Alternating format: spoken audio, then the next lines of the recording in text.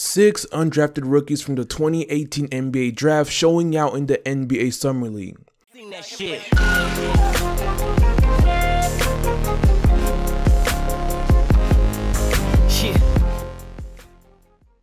But before I hop right into it, I'd like to give a shout out to the sponsor of this video, SeatGeek. Now, I know you guys have already heard of this app, but if you haven't, I would highly recommend that you go check it out. SeatGeek is an app that takes all the confusion out of buying a ticket. Be it a game, concert, Broadway show, whatever the occasion may be, they got you. And they even give you an out of 10 score on each ticket to know if you're getting a good or a bad deal. Green good, red bad. And if you're still kind of iffy on it, if you use my promo code ModernHoops, you'll get $20 off your first purchase. And there will be a link to it in the description box below. And remember, if you use my promo code ModernHoops, you will get $20 off your first purchase. So go check them out.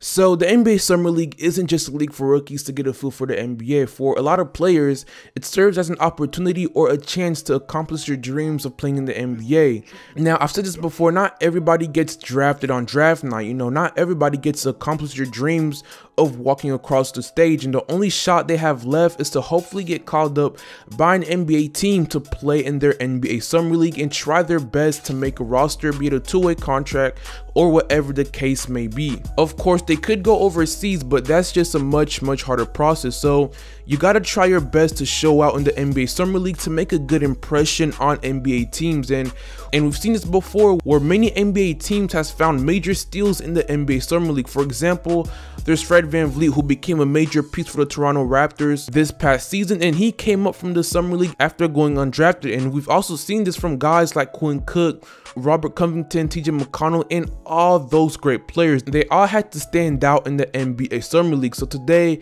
we're going to be looking at 6 undrafted prospects from the 2018 NBA draft who's been showing out and shocking everybody in this year's NBA Summer League. Also, with that being said, I'd like to thank you guys so much for helping me reach 10,000 subscribers, which is pretty insane. I wouldn't be here without you guys, and I feel like I don't thank you guys enough, especially to my subscribers from day one who's been there from the start. So thanks to everyone who's either liked, shared, subscribed to my channel. You are truly appreciated. Also, from now on, I want to try and connect with more of you guys or with more of my subscribers. So I have a Q&A coming up.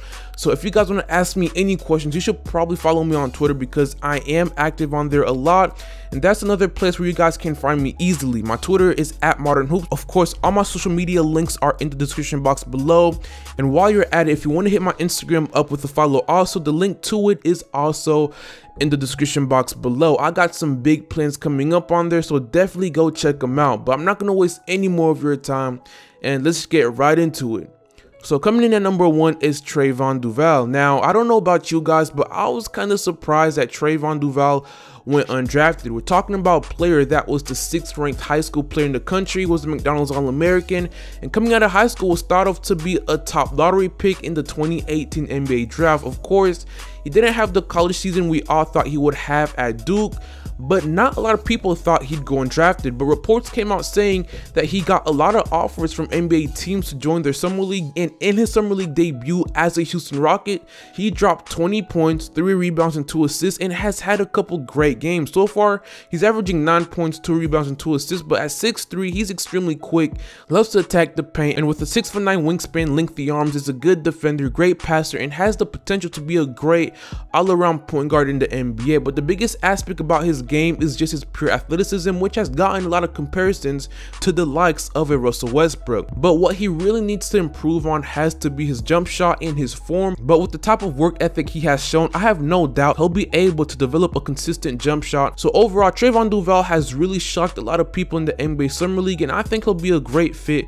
with the Houston Rockets system. You know, lots of floor spacing, and can use his strongest ability, which is attacking the paint, and make plays for other players by kicking out to open shooters. The Houston Rockets may not have had a great offseason, losing guys like Trevor Ariza and Luka Mbamute, but they have had a lot of success in the NBA draft and in the NBA Summer League. So coming in at number 2 is Trayvon Bluiett. Now, Trayvon Bluiett has been nothing less than spectacular in this year's NBA Summer League, averaging 18 points, 4 rebounds, and 2 assists per game.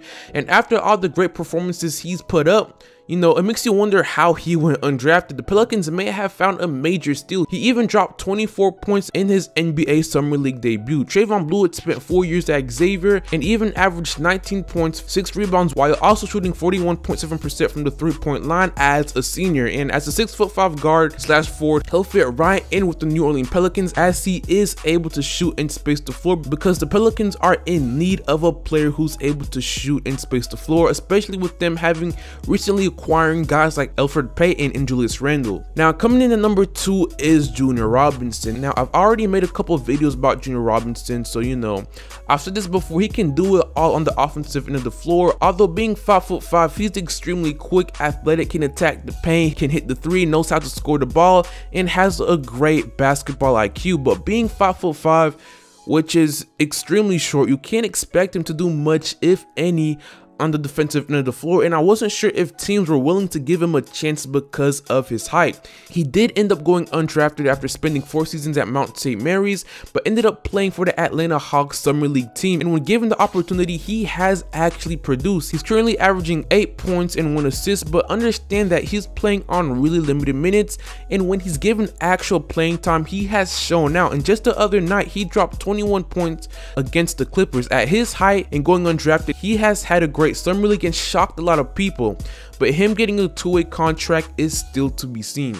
But coming in at number 4 is Duncan Robinson. Now, Duncan Robinson has to be the best 3-point shooter to go undrafted in this past NBA draft. And he showed this in the NBA Summer League as he shot an absurd 55.3% from the 3-point line. He was also known as a really good 3-point shooter in college, as he shot 41.9% from the 3-point line in college. So once again, this guy knows how to knock down the 3, and his game reminds me a lot of Mike Miller when he used to play with the Miami Heat. 6'9", can play off ball. I think this was a great steal for the Heat.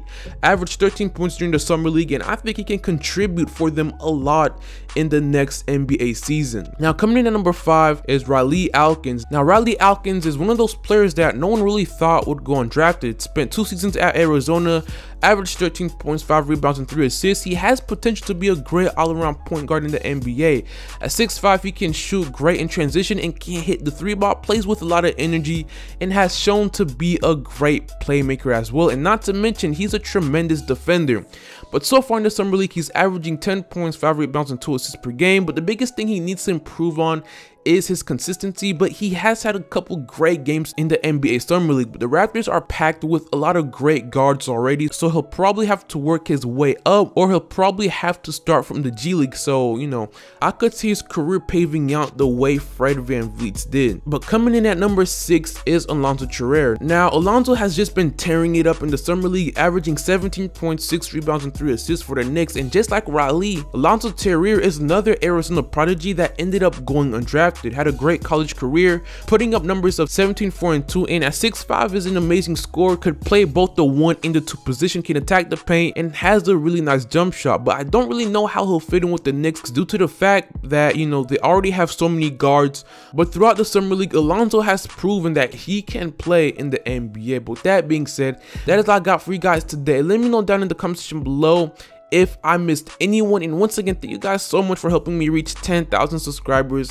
And hopefully we continue to grow together. And don't forget to follow me on Twitter to ask me questions for the upcoming Q&A video I got planned. And while you're at it, if you want to follow me on IG also, all links are in the description box below. But with that being said, I hope you guys have an amazing day, and I will see you all later. Peace.